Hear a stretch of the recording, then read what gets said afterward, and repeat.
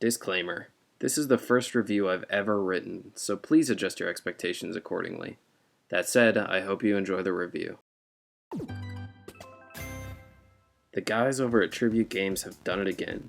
From the creators of Wizorb and Mercenary Kings comes the beautifully crafted and amazingly satisfying and challenging arcade-style beat-em-up, Curses and Chaos. You play as Leah and Leo, two cursed brawlers that are stalked by death wherever they go. Luckily, you're joined by Allison, an alchemist convinced that the elixir of life, a mixture that can cure any curse, can be attained through battle. Each of Curse's 10 levels take place entirely within one screen, tasking players with defeating various waves of monsters within a set time limit. Whenever time runs out, Death will join you on the battlefield and attempt to kill you with a swipe of its scythe. In order to quickly dispatch monsters, players have multiple options in combat. Singular punches, an uppercut, an aerial kick, a sprinting punch, and a large arsenal of weapons dropped by monsters. Players can also utilize Owliver's services mid-battle, allowing them to save weapons and items for later use, or for mixing after the fight. These weapons are unique and each especially helpful in different situations, such as the axe with taking out multiple aerial foes normally out of reach, and the cannon providing a quick burst of damage to a single enemy. Battling alongside your friends in Curses and Chaos makes for an extremely fun couch or online co-op experience. I'm especially thankful for the ability to play online with friends, a feature criminally overlooked in most games that feature co-op nowadays. Defeating monsters in quick succession and without taking damage builds a chain, a score multiplier preserved through waves that also affects currency dropped by monsters. This system will be the cause of many an intense and exciting moments, as players are heavily incentivized by the elusive elixir of life to earn as much currency as possible in order to purchase ingredients to eventually mix together the cure. Score chasers will enjoy that the chain multiplier affects anything that gives points, meaning that because healing items award points when used at full health, you're incentivized to hold on to them until achieving a higher multiplier to maximize how many points you earn, creating an engaging system of risk versus reward. On a side note, unfortunately there's no in-game leaderboard to compare your scores against that of your friends or the world, which, considering the game's heavily arcadey score-focused gameplay, is a painful omission.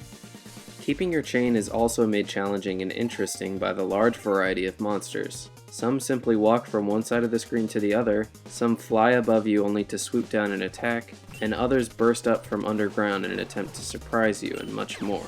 Players need to constantly be aware of their surroundings if they want to avoid taking damage.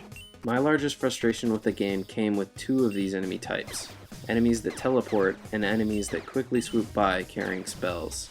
Teleporting enemies can be frustrating because there's no reliable way to predict where they'll be teleporting to, other than that they'll be teleporting somewhere above the ground. So if you're caught in the air mid-teleport, you're likely to be hit and lose your chain in the first frame that these enemies happen to appear in your location. Enemies that carry spells will swoop down from the top right corner of the screen and exit the top left corner. It's satisfying to grab these powerful spells, but if you're trying to kill an enemy in the air on the right side of the screen when one of these spell carriers swoop down, you'll have very little time, if any, to compensate before being hit and losing your chain. At the end of the 10th wave, players face off against the level's boss. These encounters are a nice change of pace, as the focus is no longer placed on preserving the chain, rather on carefully fighting to survive. Curses and Chaos's bosses follow a strict, fair pattern, very clearly making it the player's fault whenever they are hit, and they will be hit. There are a couple of exceptions, but these colorful bosses are difficult to defeat without losing at least one life. Earning a new high score, raking in the big bucks, triumphing over one of the many unique bosses in the game, and dancing while a stage closes out is an incredibly satisfying end result for each level.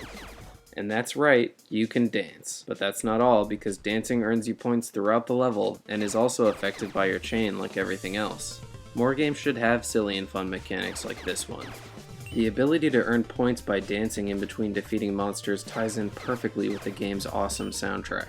This is easily my favorite soundtrack from any game since Scott Pilgrim vs. the World, not only because of how fun it is just to listen to, but because of how well it works with the gameplay.